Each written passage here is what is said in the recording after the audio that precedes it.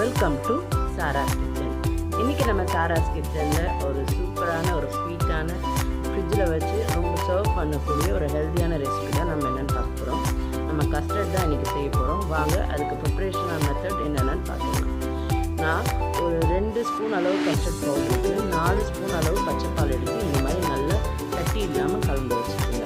ஒரு 1/2 லிட்டர் பாலை தண்ணியாக ஊற்றாமல் திக்காக காய்ச்சி இந்த மாதிரி பால் பொங்கி வந்ததும் அது கூட பார்த்தீங்கன்னா ஒரு 1/2 கப் அளவு சர்க்கரை சேர்த்துக்கிறேன். இல்லைன்னா இந்த மாதிரி குண்டு கரண்டியில் 3 கரண்டி ஒரு 4 கரண்டி அளவு நீங்கள் சேர்த்துக்கலாம்.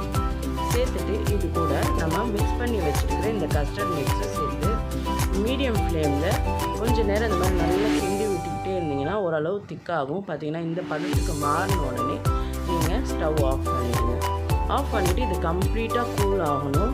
நல்லா ஆறின பிறகு நான் குட்டி குட்டியாக நறுக்கி வச்ச ஆப்பிள், அப்புறம் திராட்சை, அப்புறம் வாழைப்பழம், அது கூடவே பார்த்திங்கன்னா மாதுளப்பழம். உங்களுக்கு ஃப்ரூட்ஸ் நிறைய பிடிக்கும்னா நீங்கள் நிறைய எடுத்துக்கலாம். இல்லைன்னா எல்லாத்தையும் ஒரு ½ பழம் நீங்கள் எடுத்தால் போதும். ஸோ இது நல்லா ஆறினோடனே இது கூட இந்த கஸ்டர்ட் மிக்ஸை நம்ம இப்படி சேர்த்துக்க போகிறோம். இது ஒரு சூப்பரான ஹெல்த்தியான ரெசிபி கூட.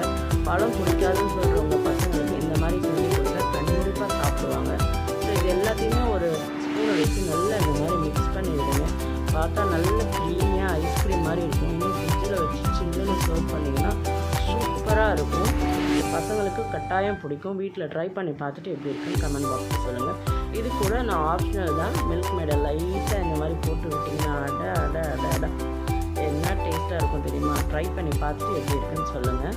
நான் இது கூட தேவையான அளவு நட்டு சேர்த்துக்கிறேன். இது ரெண்டுமே ஆப்ஷனல் தான். உங்களுக்கு வேணும்னா நீங்கள் இந்த மாதிரி சேர்த்துக்கலாம். இந்த மாதிரி நீங்கள் செஞ்சு கொடுக்கும்போது பசங்களுக்கு ஃப்ரூட்ஸ் கொடுத்த மாதிரியும் இருக்கும்.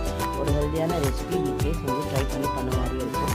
ஸோ இதை கண்டிப்பாக வீட்டில் ட்ரை பண்ணிவிட்டு எப்படி இருந்துச்சுன்னு எனக்கு கமெண்ட் பாக்ஸில் சொல்லுங்கள். இதை நீங்கள் ஃப்ரிட்ஜில் வச்சு சில்லுன்னு சர்வ் பண்ணலாம். இல்லை இப்படியே ஹாட்டாக நார்மல் கூலிங்கில் கூட நீங்கள் சர்வ் பண்ணலாம். சர்வ் பண்ணி வீட்டில் என்ஜாய் பண்ணுங்கள்.